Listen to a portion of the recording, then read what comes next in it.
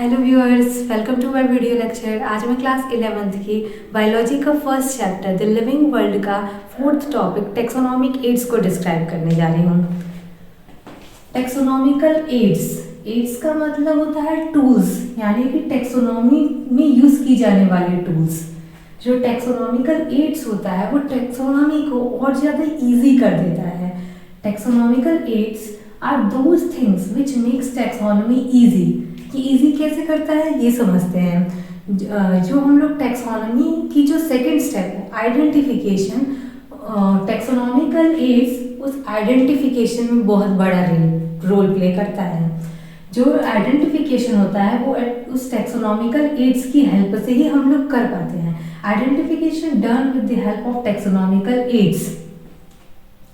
ये जो taxonomical aids होता है इसमें हम लोग क्या करते हैं कि ऑलरेडी डिस्कवर्ड प्लांट्स और एनिमल को स्टोर करके रख लेते हैं, प्रिजर्व करके रख लेते हैं। वो भी दोनों फॉर्म में कर सकते हैं, या फिर तो प्लांट्स और एनिमल्स को लिविंग फॉर्म में ही स्टोर करके रखते हैं, या फिर उन्हें उनके डेड फॉर्म को प्रिजर्व करके रख लेते हैं। इसके अलावा उससे रिलेटेड किसी प्लांट और ऑर्गेनिज्म से रिलेटेड इंफॉर्मेशन को भी स्टोर करके रख सकते हैं। जो टेक्सोनॉमिकल एड्स है उसका जो मेन यूज है वो है आइडेंटिफिकेशन। इसके अलावा भी इसके कई सारे यूज हैं। इसका यूज क्लासिफिकेशन में भी किया जाता है, यानी कि किसी लिविंग ऑर्गेनिज्म को अगर क्लासिफाई करना हो उसमें भी ये टेक्सोनॉमिक एड्स हमारी हेल्प करेंगे। इसके अलावा जो साइंटिस्ट होते हैं इस टेक्सोनॉमिक एड्स का यूज साइंटिफिक स्टडी और रिसर्च में भी करते हैं। टेक्सोनॉमिक एड्स क्या होता है ये हम लोग समझ चुके हैं।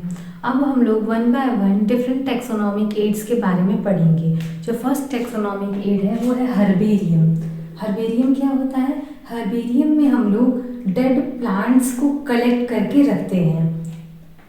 Herbarium is store house of plants. वो प्लांट्स किस फॉर्म में रहते हैं? डेड फॉर्म में रहते हैं। अब हम लोग समझते हैं कि कौन सा मेथड है जिससे कि हम लोग हर्बेरियम में प्लांट्स को, डेड प्लांट्स को कलेक्ट करके रखते हैं। हर्बेरियम बनाने के लिए सबसे पहले हम लोग को प्लांट को ड्राई करना होगा। मतलब किसी डेड प्लांट को लेंगे, उसे ड्राई करेंगे, फिर उसके बाद उसको प्रेस करेंगे, मतलब उसे प्रेस करके पेज जैसा कर देंगे पतला। उसके बाद उसको पेस्ट कर देंगे शीट पे। उसके बाद उस प्लांट को, प्रेस्ड प्लांट को शीट पे पेस्ट कर देंगे। जो ये शीट्स होती हैं जो हम लोग हर्बेरियम बनाने के लिए यूज़ करते हैं उसको कहते हैं हर्बेरियम शीट। ये जो हर्बेरियम शीट है इसमें हम लोग प्लांट्स के किसी पार्ट को पेस्ट कर सकते हैं, या फिर होल प्लांट को भी इस पे पेस्ट कर सकते हैं। मान लो कोई प्लांट बड़ा है तो उसे हम लोग एल शेप में या फिर डब्ल्यू शेप में ऐसे करके इसमें एडजस्ट कर देंगे।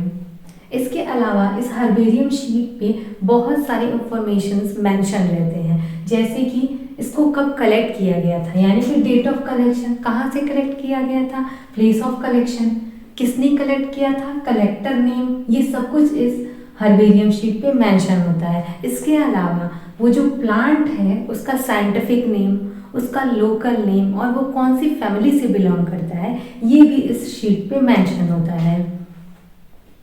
ये शीट्स बनाने के बाद उनको क्लासिफिकेशन के ऑर्डर में अरेंज कर दिया जाता है और अरेंज करके रख दिया। सेकंड टेक्सोनॉमिकल एड जो कि हम लोग को पढ़ना है वो है बोटानिकल गार्डन। नेम से ही क्लियर है, गार्डन। गार्डन का मतलब जहाँ पे प्लांट्स होते हैं।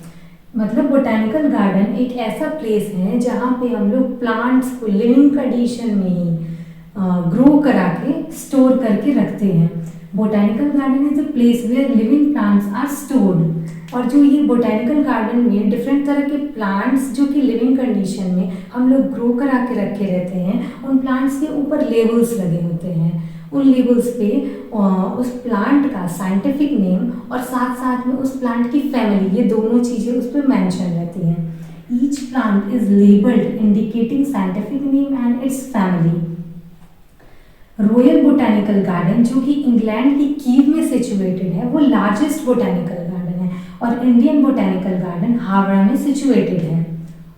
थर्ड टेक्सोनॉमिकल एड जो कि हम लोग को यहाँ पे पढ़ना है वो है जूलॉजिकल पार्क। यहाँ पे बोटेनिकल गार्डन में हम लोग लिविंग प्लांट्स को स्टोर करके रखते हैं, उसी तरह यहाँ पे हम लोग लिविंग एनिमल्स को स्टोर करके रखते हैं। जूलॉजिकल पार्क में मेनली हम लोग वाइल्ड एनिमल को स्टोर करके रखते हैं, वो भी प्रोटेक्टेड एनवायरनमेंट में स्टोर करके रखा जाता है।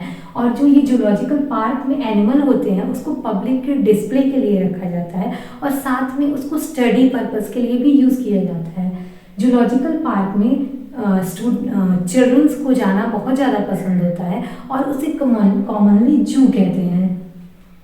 जो फोर्थ टैक्सोनॉमिकल एड हम लोग को पढ़ना है वो है म्यूजियम।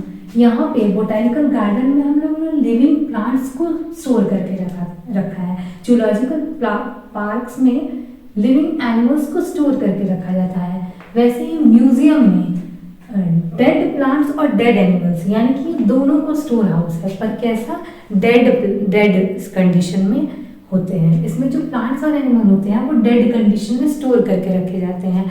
प्लांट्स इसमें हम लोग म्यूजियम में हम लोग उन प्लांट को स्टोर करके रखते हैं जिसको कि हम लोग हर्बेरियम पे स्टोर नहीं कर सकते हैं। Plants which are not store in herbarium store here, उसको यहाँ पे हम लोग स्टोर करते हैं। जो स्मॉल साइज एनिमल होते हैं उसको हम लोग किसी जार में प्रिजर्वेटिव सॉल्यूशन भर करके स्मॉल एनिमल को डाल के रख देते हैं। और अगर कोई एनिमल बहुत बड़ा है उसे हम लोग को स्टोर करना है तो उसके इंटरनल ऑर्गन को निकाल करके और उसके अंदर स्टफिंग भर करके स्टोर कर देते हैं। Small size animals are preserve in a solution and large size animal are stuff and preserve. इसके अलावा हम लोग म्यूजियम में इंसेक्ट को भी स्टोर करते हैं और वो इंसेक्ट बॉक्स में स्टोर किया जाता है। इसके साथ साथ म्यूजियम में स्कल को और पूरे स्केलेटन को भी स्टोर किया। फिफ्थ टैक्सोनॉमिकल एड जो कि हम लोगों को यहाँ पे पढ़ना है वो है की के अंदर ना ही हम लोग किसी प्लांट्स को और ना किसी एनिमल को स्टोर करके रखेंगे। जो की होता है वो रिटन डॉक्यूमेंट के फॉर्मेट में होता है। जब हम लोग की को देखेंगे तो इसमें ढेर सारे स्टेटमेंट्स लिखे होंगे, पूरे लाइन से बस स्टेटमेंट्स लिखे होंगे और जो ये स्टेटमेंट होंगे वो हमेशा पेयर्स में होंगे। देख रहे हैं 1 2 3 4 5 6 हमेशा पेयर्स में होंगे और इस पेयर को कहते हैं कपलेट। इसको कपलेट कहेंगे, इसको कपलेट कहेंगे। Statements given in a pair called couplet. और जब हम लोग इस स्टेटमेंट को देखेंगे तो जो ये पेयर्स में स्टेटमेंट्स हैं वो कॉन्ट्रास्टिंग हैं, यानी कि एक दूसरे के अपोजिट हैं। जैसे कि यूनिसेलुलर, मल्टीसेलुलर अपोजिट स्टेटमेंट्स हैं। Body surface with many pores, body surface without pores, यानी कि जो ये कपलेट में स्टेटमेंट्स लिखे हुए हैं वो एक दूसरे से कॉन्ट्रास्टिंग होंगे। जब हम लोग किसी लिविंग ऑर्गेनिज्म का इस की के हेल्प से क्लासिफिकेशन करने जाते हैं तो हम लोग को कोई एक स्टेटमेंट को एक्सेप्ट करना होता है और किसी एक को रिजेक्ट करना होता है।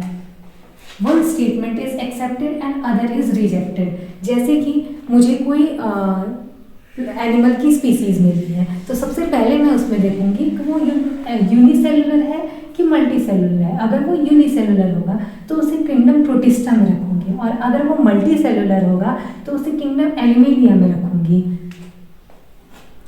जो ये टैक्सोनॉमिक ये जो की के अंदर सारे स्टेटमेंट्स दिए गए हैं उसको हम लोग लीड कहते हैं। उसे लीड क्यों कहते हैं ये समझते हैं।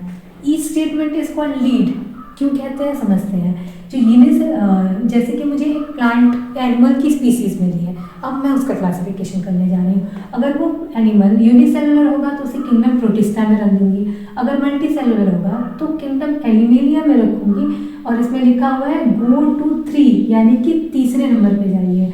तो अगर वो मल्टीसेलुलर निकला तो मैं तीसरे नंबर पे आऊँगी।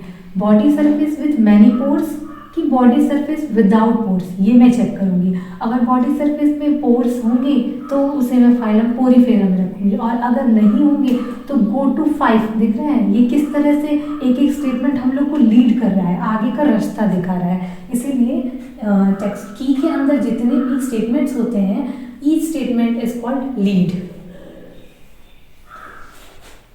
अभी तक हम लोगों ने 5 टैक्सोनॉमिकल एड्स के बारे में पढ़ लिया है। अब हम कुछ और टैक्सोनॉमिकल एड्स के बारे में जान लेते हैं, जिसमें से फर्स्ट है फ्लोरा, सेकंड है मैनुअल्स, थर्ड है मोनोग्राफ और फोर्थ है कैटलॉग।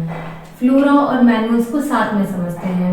फ्लोरा और मैनुअल्स दोनों के दोनों एक बुकलेट के फॉर्म में होती है, यानी कि एक बुक के फॉर्म में होती है, और दोनों में ही किसी पर्टिकुलर एरिया के सारे प्लांट्स के बारे में इंफॉर्मेशन होती है। Flora is a booklet contain information about all plants found in a particular area, यानी कि पर्टिकुलर एरिया में पाए जाने वाले सारे प्लांट्स के बारे में फ्लोरा में इंफॉर्मेशन होती है। In the same way manuals में भी वही होता है, books contain information about all plants of a particular area. Manuals भी एक ऐसी बुक होती है जिसमें किसी पर्टिकुलर एरिया के सारे प्लांट्स के बारे में लिखा होता है, यानी कि इंफॉर्मेशन प्रेजेंट होती है। अब दोनों में डिफरेंस समझते हैं।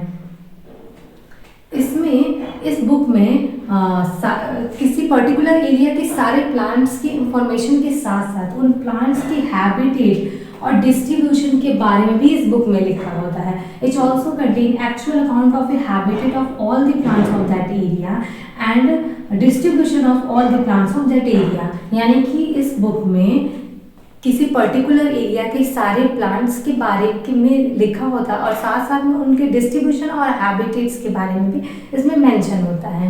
अब समझ लेते हैं मैनुअल्स। इसमें किसी पर्टिकुलर एरिया के सारे प्लांट्स के बारे में इंफॉर्मेशन के साथ साथ इसमें प्लांट्स के डिस्क्रिप्शन और साथ में यूजफुल इंफॉर्मेशन फॉर आइडेंटिफिकेशन भी लिखा होता है। Manual contain descriptions of all the plants of a particular area and useful information for an identification। तो ये हम लोगों ने फ्लोरा और मैनुअल्स को देख लिया है। अब हम लोग समझते हैं मोनोग्राफ। मोनोग्राफ क्या होता है? ये भी रिटन डॉक्यूमेंट के फॉर्मेट में होता है, यानी कि ये भी एक बुक फॉर्मेट में होता है जिसमें कि किसी पर्टिकुलर किसी एक टैक्सॉन के बारे में डिटेल में दिया होता है। Monographs written document contain details of one taxon, example Reptilia. Reptilia के लिए एक मोनोग्राफ प्रेजेंट होगा। अब लास्ट टेक्सोनॉमिकल एड समझते हैं कैटालॉग। कैटालॉग क्या होता है?